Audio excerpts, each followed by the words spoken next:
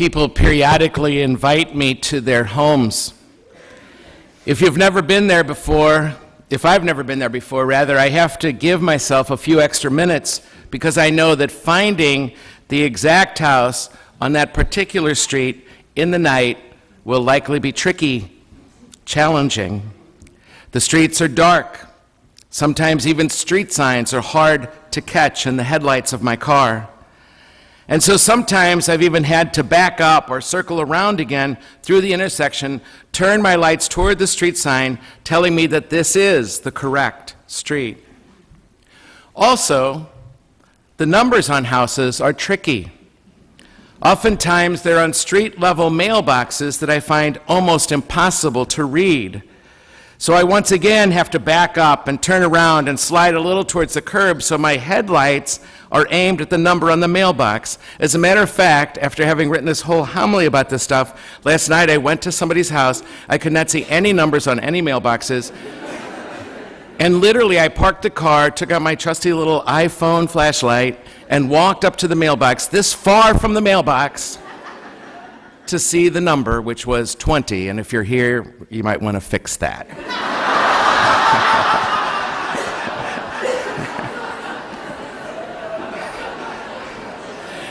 And then, as you probably know, if those numbers are up on the porch or above the garage, they become absolutely invisible to read from the street. So I pull into one driveway after the other, trying to find the address somewhere. One time, this was so difficult for me, I parked the car, I saw a few people on the porch, so I assumed that's where I was supposed to go. Walked onto the porch, this story's gotten around here, so you might have heard some of this, but walked onto the porch, didn't recognize anybody, but a couple people gave me a nod. I had my blacks on. Went into the house, there was nobody around the table with all the food on it, but I heard people in the kitchen, so I just started eating.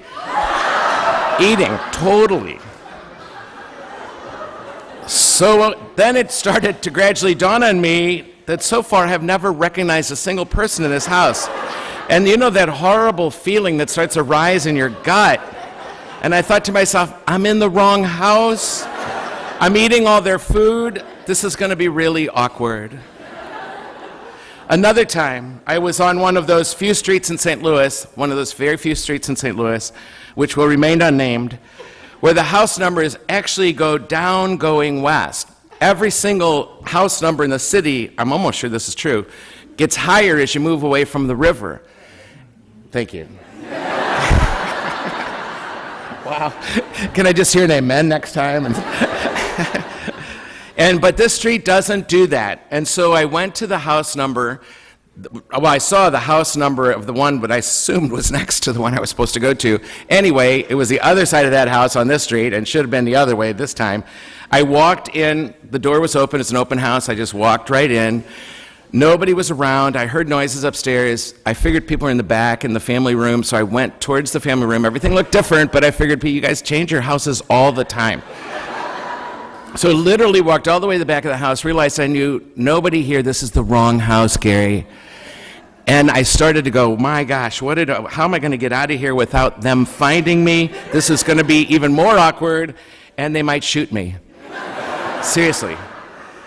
I did not have my blacks on this time.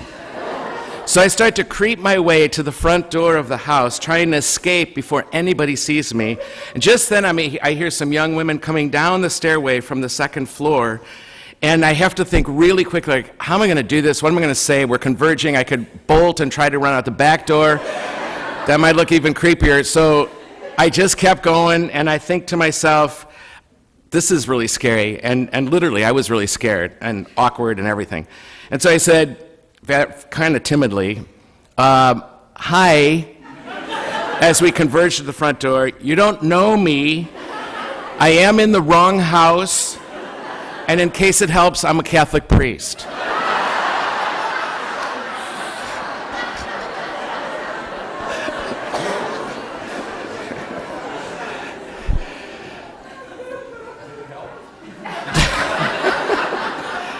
The moral of the story is, turn on your porch light.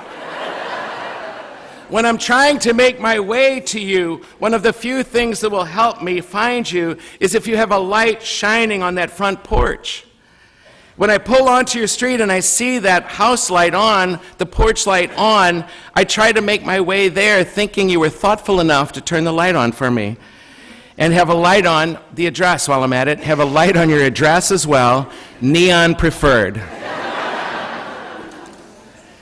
That is what the parable you just heard is all about. The ancient world did not have electricity, right? A porch light or neon addresses. But they could put lit oil lamps in the window to help people find you so that they can make their way to you. And so that when they find you, love can happen. Great conversations, festivities, joy can once again fill your home because somebody cared about you enough to come to you. And you cared enough about him or her to light the way for them. At the end of the liturgy for baptism, a candle is lit from the Paschal candle and handed to the parents of the child with these words. Parents and godparents, this light is entrusted to you to be kept burning brightly. These children of yours have been enlightened by Christ. They are to walk always as children of the light. May they always keep the flame of faith alive in their hearts. And when the Lord comes, may they go out to meet him with all the saints in the heavenly kingdom. Behind that prayer stands this parable, the 10 wise and the 10 foolish young women, telling us the kingdom of God will be like a gathering of young women, unmarried but of marriageable age, around 12 years old in first century Palestine, who according to cultural norms are waiting with the bride's parents at their home so that they can meet the bridegroom as he approaches the house to claim his bride for the consummation of their marriage. Note that Matthew has already referred to Jesus as the bridegroom and to God as husband. Matthew says that Jesus is the bridegroom of Israel and God is the husband of Israel. The emphasis in this story is on the oil and the burning lamps. We are chosen to illuminate the passage of Christ, the bridegroom, through our world by lives that are fueled with the oil of good works, acts of love. For Matthew, oil lamplight symbolizes good works and acts of love. Our acts of good work, our deeds of love are the light, they're the flame, they are the expectation of the coming bridegroom, Christ. Our good deeds set the course in the midst of the darkness for the light of the world coming home to our world.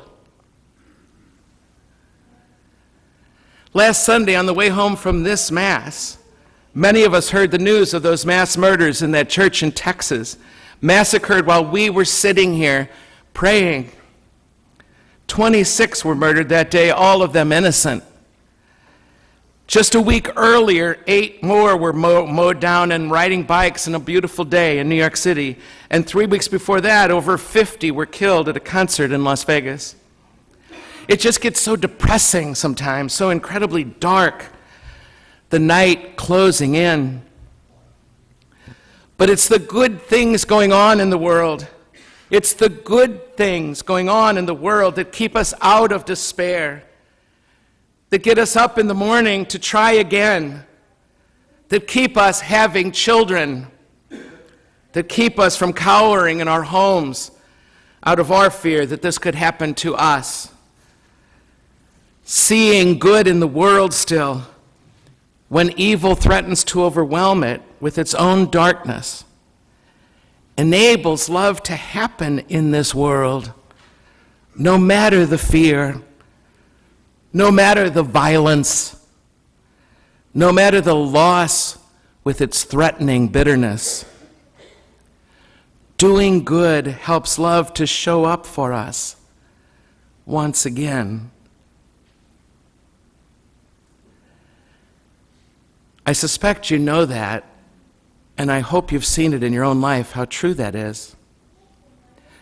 I remember when I lost my mom, I was at the age of 36.